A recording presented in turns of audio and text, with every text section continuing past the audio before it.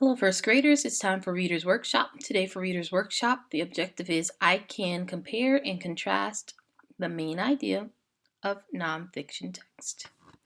So before we start, let's go ahead and go over some sight words. So help me find the new sight words for the week, okay? So just tell me to stop when you see a word pop up. Hey, I think I found one. You?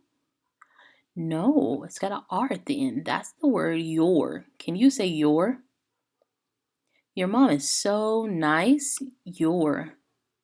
Let's stop and spell your. You ready? Your. Y-O-U-R. Your. Let's keep looking.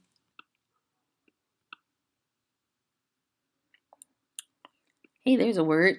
Hey, that's an easy one. It's got the N at the end. That's the word can. Can you say can?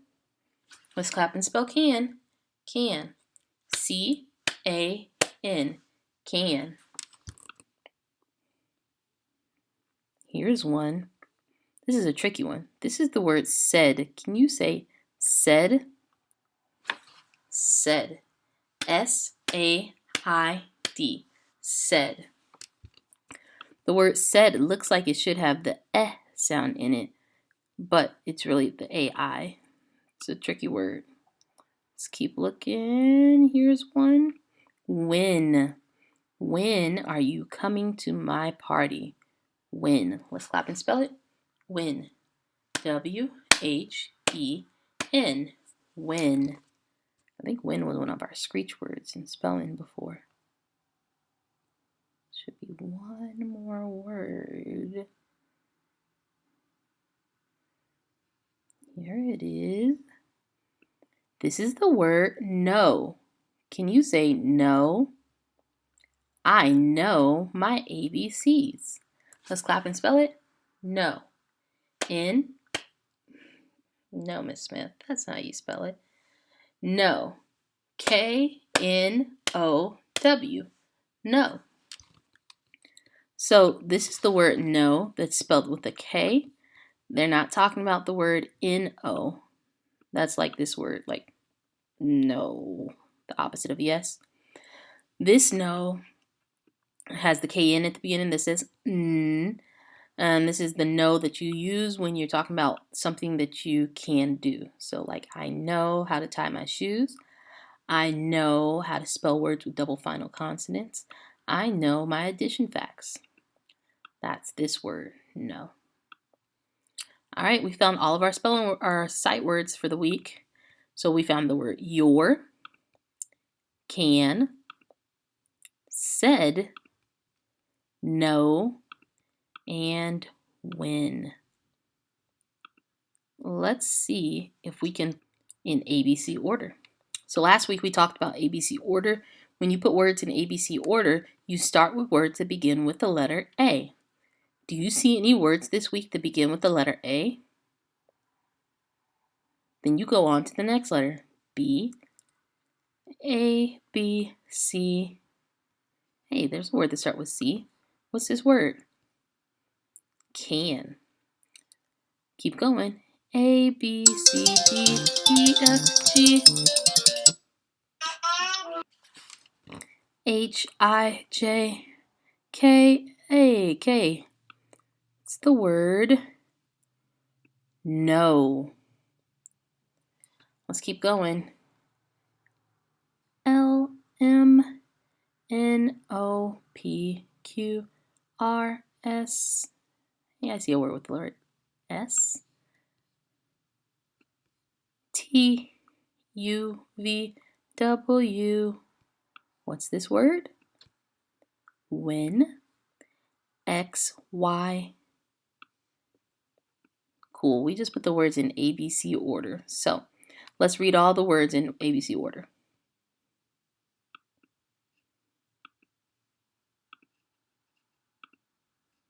Can, no, said, when, your. Good job, first graders. Make sure you practice reading your sight words every night so that you can be a better reader. The more sight words you know, the better a reader you will be, okay?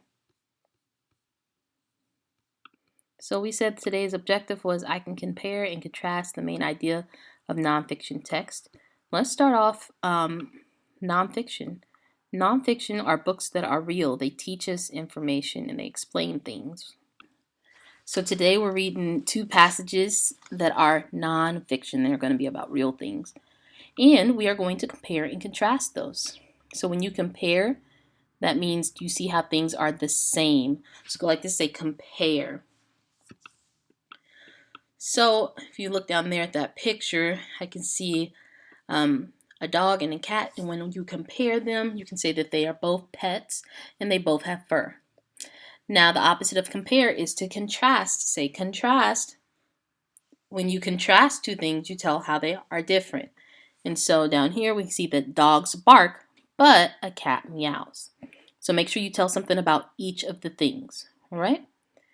And this week we will actually be using a Venn diagram to compare and contrast. Last week we just told in a complete sentence. We compared and contrasted in a complete sentence. But this week we're going to use a Venn diagram, okay? And we've used Venn diagrams before. A Venn diagram is just a way to organize our thoughts. So today, Ms. Smith has two nonfiction stories for us. The first nonfiction passage is called Hanukkah, and the second nonfiction passage is called Kwanzaa. And so today, you are just going to listen to Ms. Smith read these nonfiction stories, and then you're going to help me fill out this Venn diagram to compare and contrast the two. So let's find out what is Hanukkah and what is Kwanzaa. Hanukkah is a Jewish holiday. It lasts for 8 days. On each day, a candle is lit. The candles are in a candle holder called a menorah. Candles are lit because of a Jewish story. It is about a time long ago. Jewish people were in a temple. They had to light a menorah using oil. They only had enough oil for 1 day, but somehow it lasted 8 days. The days of Hanukkah change every year. Sometimes it starts in November. Other times it starts in December. The colors are blue and white. And at the top I see a photograph and there's a caption that says menorah. Okay, so that passage was all about the Jewish holiday Hanukkah. Now let's read this passage and see what it's all about. Then we can compare and contrast the two passages. This story is called Kwanzaa. Kwanzaa is an African American holiday. Here are a few facts about it. 1. Kwanzaa is 7 days long. 2. Kwanzaa starts on December 26th. 3. Each day of Kwanzaa has to do with a different idea. The first idea is unity. Unity means being together. 4. People light candles for Kwanzaa. They light 1 candle each day. 5. The word Kwanzaa means first fruits. 6. Kwanzaa colors are black, red, and green. 7. Kwanzaa is a celebration of African American people, family, and life.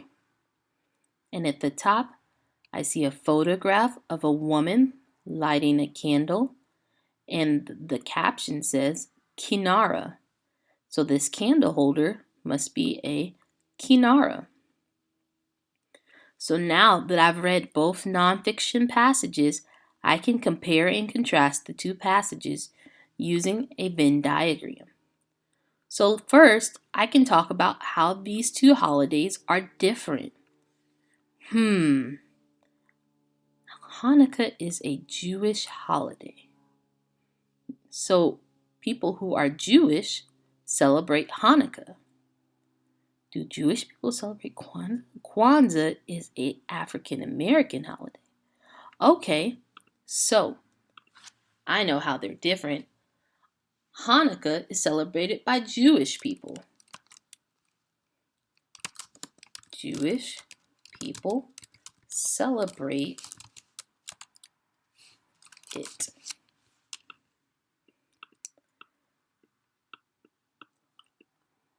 Kwanzaa is celebrated by African American people.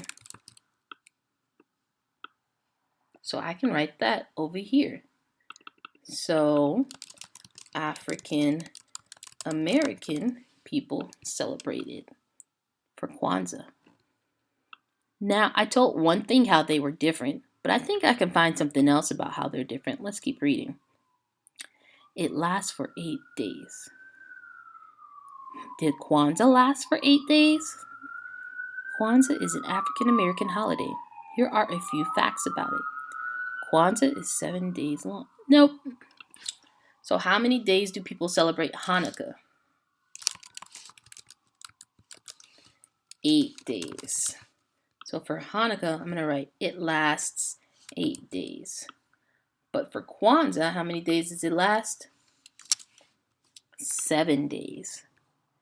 Now, let's find how these two holidays were the same. Did you see anything that's the same between Hanukkah and Kwanzaa? How are they the same? Oh, look. On Hanukkah, people light the menorah each night. On Kwanzaa, people light the kinara each night. So, for both of the holidays, people light candles.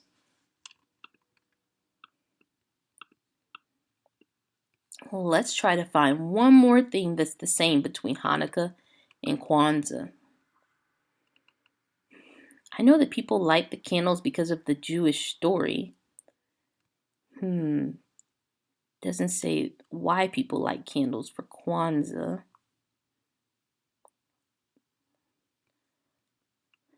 See, Hanukkah is in November or December. Kwanzaa starts in December. So even though it's in November or December, we could say that it's in the winter. Yeah. So I can say that they're both the same because it is a winter holiday. Yeah. There might have been other ways that it's the same in the story. Like maybe how people celebrate with their family, but I don't see that in the story though. Also, I can't just make up stuff. So for example, Miss Smith does celebrate Kwanzaa, but I can't just say that Kwanzaa is different than Hanukkah because on Kwanzaa people gather to have a big party each night. Yeah, that does happen sometimes on Kwanzaa, but was that in the story? No, it was not in the story. Okay, so I have to use details from the story when I compare and contrast. It's your turn now.